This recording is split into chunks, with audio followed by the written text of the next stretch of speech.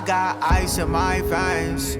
Walk like a champion, champion, champion. I'm so cold-blooded, I fear nobody. Ain't no letting down, I won't let you down. 'Cause I got ice in my veins. I talk like a champion, like a champion. I'm so cold-blooded, I'm so cold-blooded. I fear nobody, I fear nobody. I walk like a champion.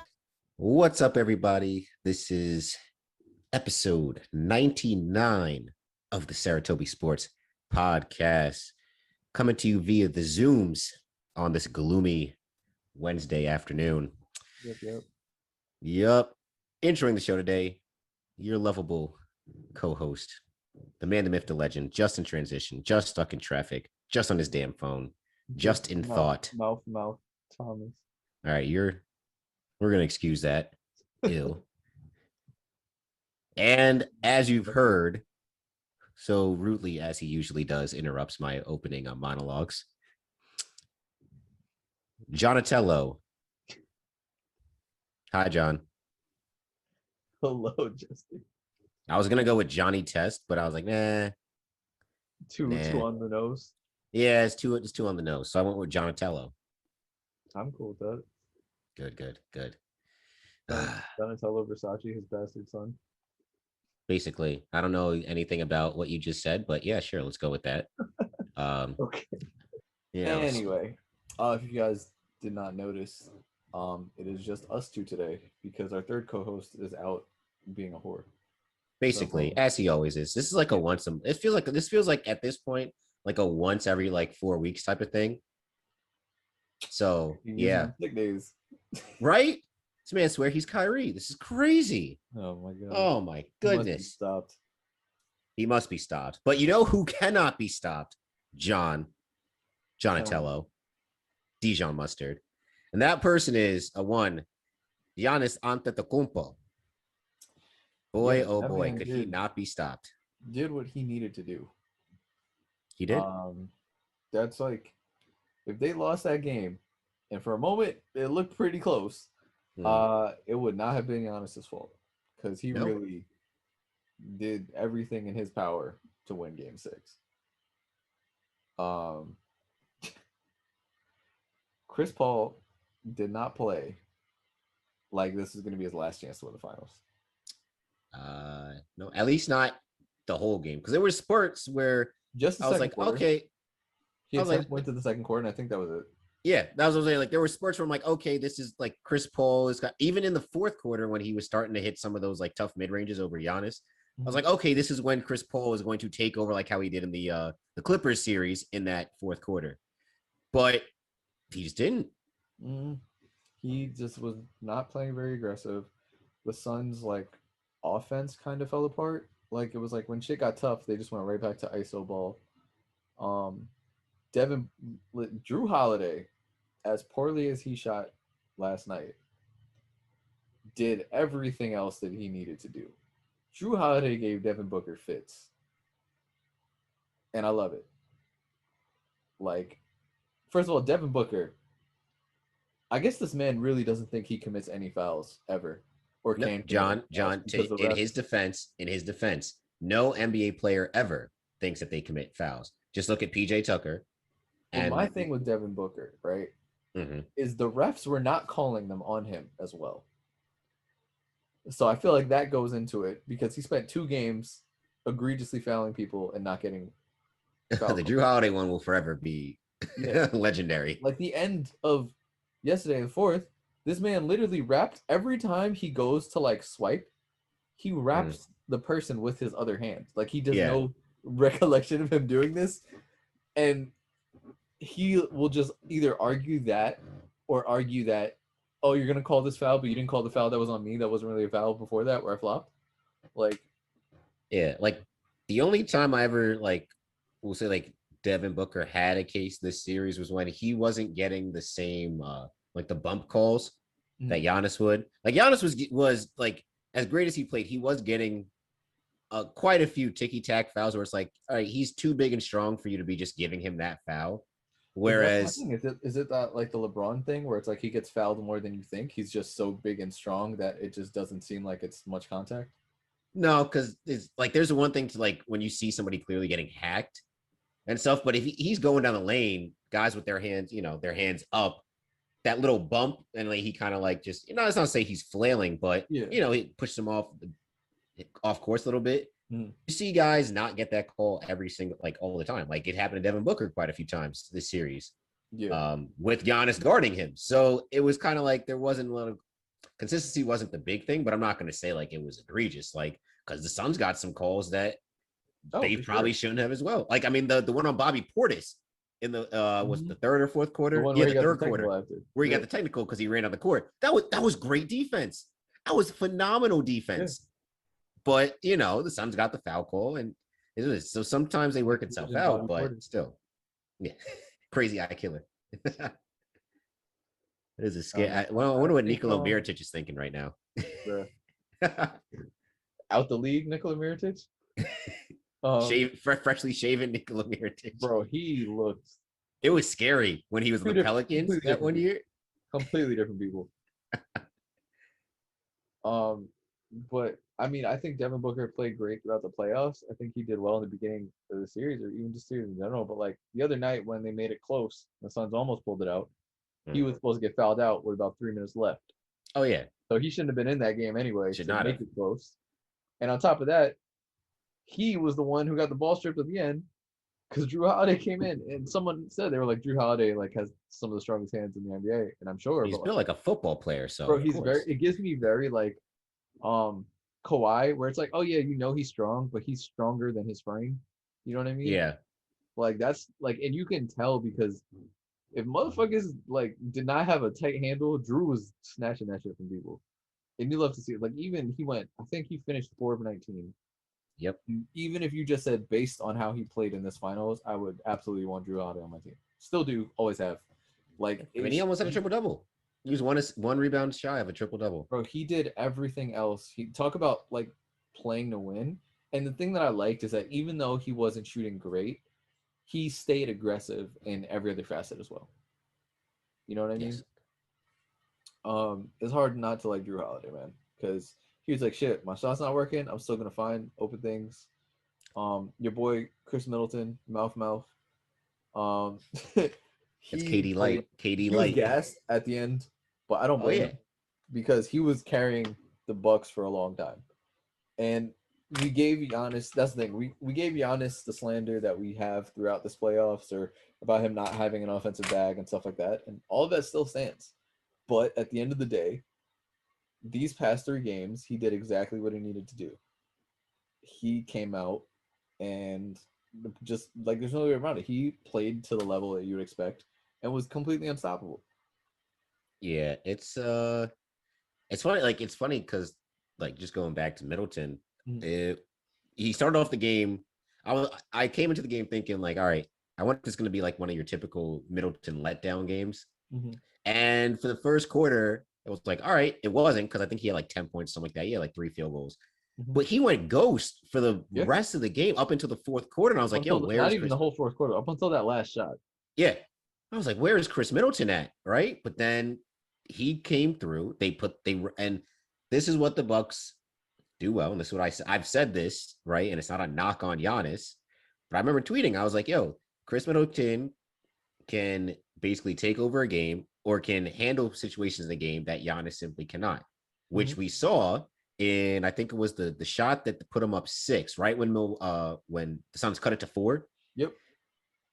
The Boom. One after he bricked the shot. It was after he bricked the shot before that. Yeah. Boom. Middleton on a handoff from Giannis, rise up over Booker, knockdown. You can't, as great as Giannis is, and this is not like I said, it's not a knock on Giannis. As great as Giannis is, you cannot ask Giannis to do that because that's just not in his game. You can't ask Giannis, yo, Giannis, I need a 3-pointer. We're going to drop a play for you because that's just not him, right? But Chris Middleton can give you that, I guess, 3 levels of scoring that you need, which is why it's asinine for somebody to say that Middleton is the Batman and Giannis is Robin, when clearly it's Giannis is the Batman. But they need each other. You know what I'm saying? Like Giannis doesn't win or get to this point without Chris Middleton being Chris Middleton. And Chris Middleton obviously can't lead a team the way Giannis can. So it's all symbiotic. It works itself out.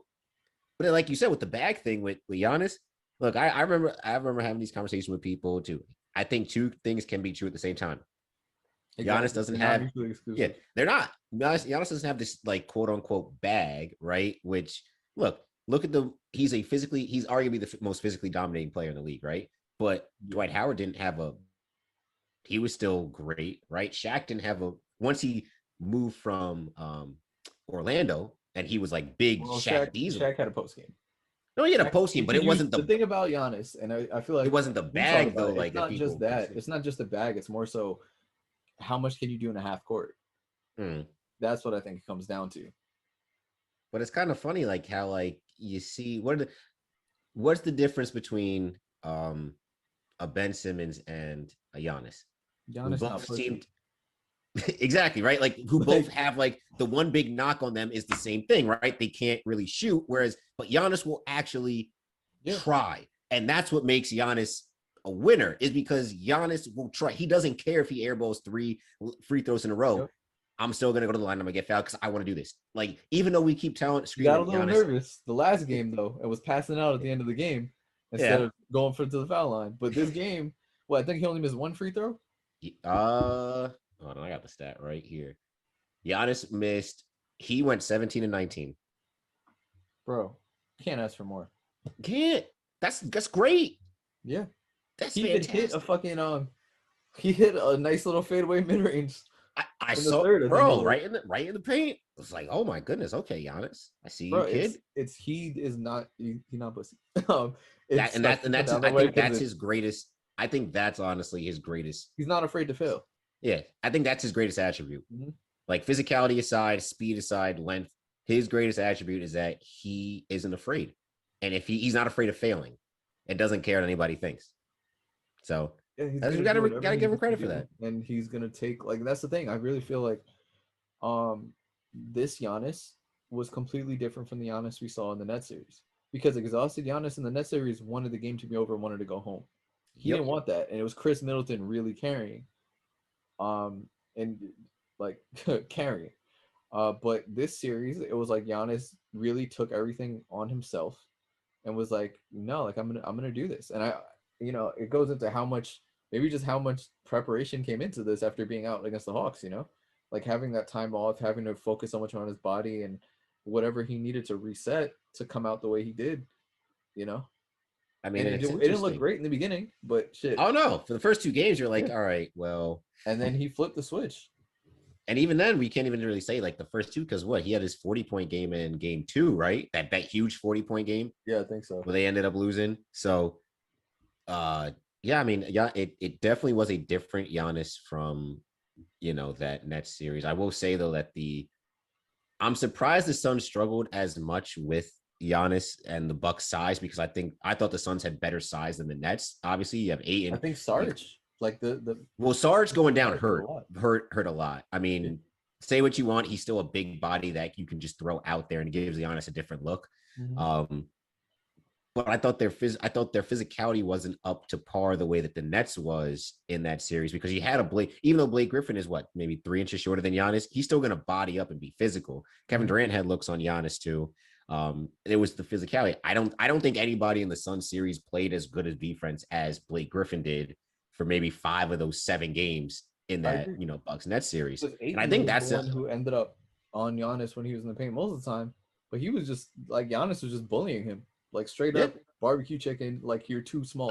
I was so surprised at how he was just abusing Ayton, especially in game 6. I mean, he had Ayton biting on a shot fake. Like biting on a Giannis shot fake should be punishable by electric chair. Yeah, like send him to the gulag, no respawn. Like, how do you bite on a Giannis pump fake like that? I don't want to say that the lights were too bright for Ayton, because I mean, I think Giannis might have destroyed his confidence these past couple games, because he was, Frank Kaminsky gave better minutes than he did. That was, and I remember I was arguing with one of my boys in the group chat. He was like, "Yo, put in Frank Kaminsky." I was like, I get it, but at the same time, I would so much rather have anybody would rather have Ayton than Kaminsky on the floor at all times. But in an elimination team, who got the hot hand, dog? Frank Kaminsky was given some minutes. Hey, let me tell you, I know all about that. Just thinking about, Joe Harris probably should have sat a little bit. in that series. But that's Hey man, that's a Frank touch. Kaminsky, he That's a played in touchy the subject. championship game, right? What? Didn't he play in that championship game in Which college? one? Yeah, Wisconsin versus what do you call it? Wisconsin Yeah, versus wasn't Duke. Arizona a first round knockout? Nah, he was in college. Well, he left college well before Aiton. No, but I'm Aiton's saying wasn't Aiton like Mhm. wasn't Arizona get knocked out in the first round? To be honest, I couldn't I tell you think that so that because was I the feel Sean like I that was the heard about it Sean on road Miller. tripping because they were supposed to be good. Motherfucker Aiden ain't got no experience and he got bullied, man. He got bullied and it showed. And my son Frank came in ready and was like, like that. Him and Bobby Portis, man, great minutes off the bench. Oh man, Bobby Portis being. I don't think anybody could have predicted Bobby Portis being the X factor that he Oh, was. no way. I guess it's crazy. And I would say that what do you call Pat Connaughton was also didn't have a great game this game, but I I thought would he say had a. offensively didn't have a good game, but he did all the stuff, the offensive rebounds, the taking the charges, like just the effort stuff. And that's the thing, like that kills me is because Pat Connaughton was playing at the level that not playing at the level, but basically he was playing at the level that I wanted maybe like Joe Harris to play at. Yeah. But that's the difference between winning because Pat The Connaughton, monster he's took his powers and gave it to Pat Connaughton. That's probably serious. because Pat Connaughton's not a lethal 3-point shooter, but he's respectable. But it's what he does off of that. Like he cannot score, but he'll get you, 2 or 3 offense rebounds that are huge, right? He had one of those in the fourth quarter in game 6. He's athletic, so he can get to the rim. You can throw him a lob. He's out on the break. He's not. He's never gonna get to an all-star game. I don't think he ever will. But he's a player that you want on your team because he's a winning bat. He attributes to winning more than he attributes to losing. Exactly. Whatever you need to do, he's gonna do. Yeah. I mean, yeah, it's funny because I was looking at Budenholzer and stuff, and I was like talking shit. And my dad tried to argue with me, and I'm just like, no, like, don't give Budenholzer too much credit, if at all. I mean, he deserves his Like, credit. He definitely does because they definitely did make adjustments in this series. But let's be honest, Mike Budenholzer is a Kevin Durant half shoe size away from being unemployed right now. bro. Like, I think we can all agree. That Mike Budenholzer is he's won a championship, but he also is a half shoe size away from being unemployed. I don't want to really give him credit because if it took Giannis scoring 30 plus for them to win a game, how much credit is it to Mike Budenholzer? Well, most superstars score 30 plus in the playoffs. But how many? Like, my thing is, if it takes them to go that much above what they normally do, and as every player should raise their level going to the playoffs. Another reason why James Harden's never had a playoff moment, his regular season and postseason totals are about the same, or lower in the postseason. Anyway, I just feel like it just wasn't it wasn't enough. Like, you know what I mean? Let's see. Let me see if I can pull up these numbers. Like, to me, I don't think his adjustments are the reason why they win. I just think his team just started playing better. Honestly, I think he made enough. They weren't like drastic, like, oh my gosh, like this is the true reason why. I mean, Giannis going supernova for the last like 4 games definitely helps, but I think he did enough. They did not. I don't think he's not the reason why they won, but he didn't do Mike Budenholzer things to mess it up like he's done in the past, which is why I'm always confused when people say that Giannis was a playoff choker before this. Cause I'm like, no, Giannis was putting up numbers. No, he did what he needed to do. It was Middleton was inconsistent and Bud was out here bullshitting. So this is what I'm talking about, right? Yeah. Suns go down beginning of the series.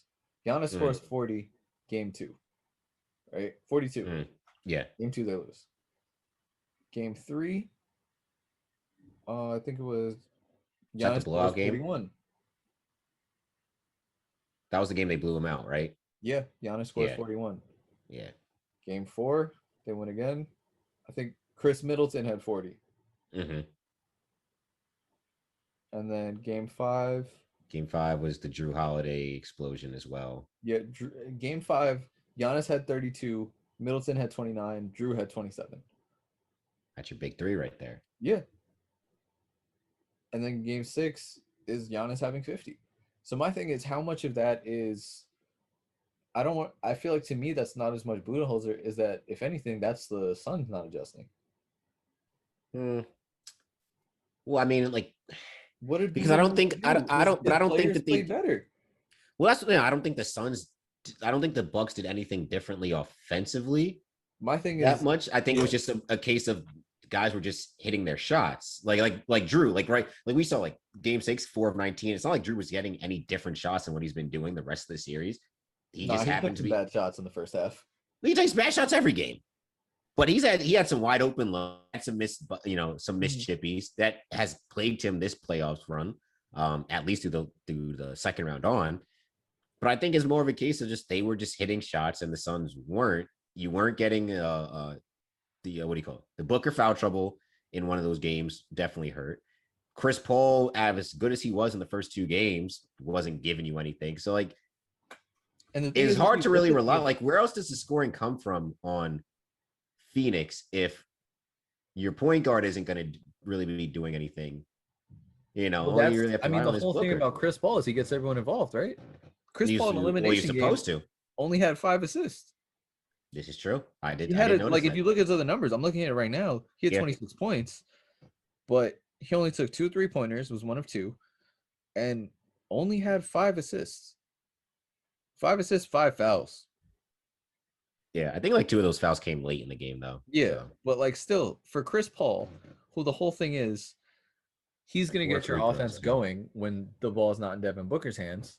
To Yeah. only have 5 assists, well, he averages like 8 on his career, does he not? Something like that. He's close to double Even digits. regular season, I think he was averaging like 10. Yeah. Like both coming in, you know what I mean? That's why I feel like even though if you look at his numbers and you take this box score, you're like, all right, he had a pretty solid game, but not for Chris Paul and not for the NBA Finals and not for what the team needed. But then in the end, it's also like, all right, like assists are also kind of tricky too, because like you can put guys in positions to win, or score, and they just don't compete. Like Devin Booker. Devin Booker I'm a went Mavs fan.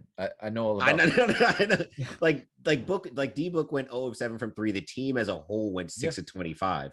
So maybe they're I know Devin had some good looks too that he missed. Jay Crowder had ample opportunities Yeah, wide Jay Crowder open. 2 for 9. Yeah. So Granted, the 2 he hit were big, but still 2 for 9. but so I'm not gonna I'm not gonna make a huge deal about the assist totals. Are they low? Yeah. But also, guys aren't coming through. Oh, I for sure. mean, like But, Miles Bridges usually is good for 1 or 2 of those threes in the corner a game. But he only took 1. Yeah, exactly. He only took 1, only 7 shots. DeAndre Ayton was, I mean, just about a no-show this game. Yeah. And usually they get That's that. Usually they get that pick and roll going, that high pick and roll action going. That was nowhere to be seen.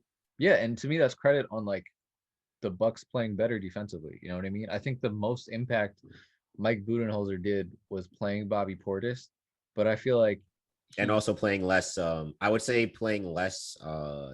Brook Lopez minutes. That's legend Brook Lopez. Yeah, but those are I feel like we're one and the same. And my thing is that's an adjustment you have to make. I don't want to give you credit for doing things you're supposed to do. Because if you don't do stuff you're supposed to do, then after the first 2 games, if you leave Brook Lopez in that much when he's getting fried on defense, but that's still an adjustment though. Series, like that's still an adjustment. Yeah, but like the bar's the floor. Like, come on. Like you have to something has to fail before you change it. Oh, I absolutely agree, but like I still think that the reason they won was not that adjustment. I think it's because his stars started playing better. Oh yeah, yeah. Like if there was a totem pole of like, all I'm saying is he should not get an extension. John, he's gonna get the Rick Carlisle treatment. This is what's gonna happen. No. I'm telling you, what, John? He just brought a championship to a team that has not won in 50 years, a championship to a city that has not seen a champion in 50 years. Right? He's secure. Or as long as Giannis is there, he is good. As long as Giannis is there, I think if Giannis not going to playoff exits for the next 3 years, he's done. Maybe because you have Giannis signed, you have Middleton signed, and you have Drew signed. But as long as Giannis says Mike's my guy, he's not getting moved. He said Jason Kidd was his guy too. Nah, that was different. He found out about all those allegations and shit. It's almost like, it kind of reminds me of, it's like the if him, like I put him and Nick Nurse in the same kind of categories. Like, I will love to see what happens to them in 2 or 3 years. Because right now, obviously, the Raptors are going through a rebuild. But my thing is, Nick Nurse did well the first, like, without, you know what I mean? For a good stretch. Oh, yeah. I mean, him winning a championship in his first year is phenomenal. But I'd love to see, like, what happens after that. After they get this rebuild, how much slack does Toronto? Obviously, they're two different organizations, but how much slack does Nurse get, especially considering they don't have a superstar there. Like, Lowry's probably gonna, even if Lowry doesn't go, he's at the last legs of his career. There's nobody from like the old regime really there except for some young guys, and then Pascal Siakam, whose name has been in trade talks since the last few months. I could trade Porzingis for Pascal, dog. Pascal going to the Warriors. What are you talking about? That's what the streets is telling me. That's what the streets is saying. Telling me Dame's going to the Warriors. Everybody's going to the Warriors and the Lakers, John. I just saw something today about the Lakers might try to trade for Russ. I was gonna say, did you see the her dropped a little snippet of, I guess maybe she's doing a concert, but she was at the Barclays Center, like outside on the promenade, and you see like all the Nets players like in the background, like on the screen. I'm like, all right, isn't she? The Nets are getting her. Her is going to Brooklyn, and she's gonna be on the team. Yeah, she like KD then, because I'm pretty sure she's from Oakland. Look, how much help do the Nets need? I don't know. But if we have her there, honestly, as long as her, the reason why we lost, John, the reason why we lost is because they were playing, it was that country dude playing, what was that? What was the song? During the playoffs, they did like that little snippet of like one of, like, I guess, the halftime performances. But it was like that white guy doing, the white guy who looks like he grew up around black people, but he sings country music. Yeah. And he was doing some show for a football game, I think. He did like some hip hop song or some rap song, and I was like, yeah, it's a dub. We're losing this. That's how I knew. Her is the next answer. Her is the next answer. Make sure to follow us on Instagram, Twitter, and TikTok at StarTubby Sports. You guys can follow me on Twitter at Offended Narwhal, and that's pretty much it. All right, follow me on the Twitters, J_Thomas_24. Probably got my last basketball article coming out in a few because I'm just tired. Fair. And right about till football starts, not baseball. Yeah, I'm gonna say I was gonna take a few weeks off until football, the Jets stuff starts. So, follow us on the TikToks as well. We're out here pushing numbers, but not on the stuff that I actually think would have pushed numbers. But that's besides the point. Later, everybody. I got ice in my veins. Walk like a champion. I'm so cold-blooded, I fear nobody. Ain't no letting down, I won't let you down. 'Cause I got ice in my veins. I talk like a champion, like a champion.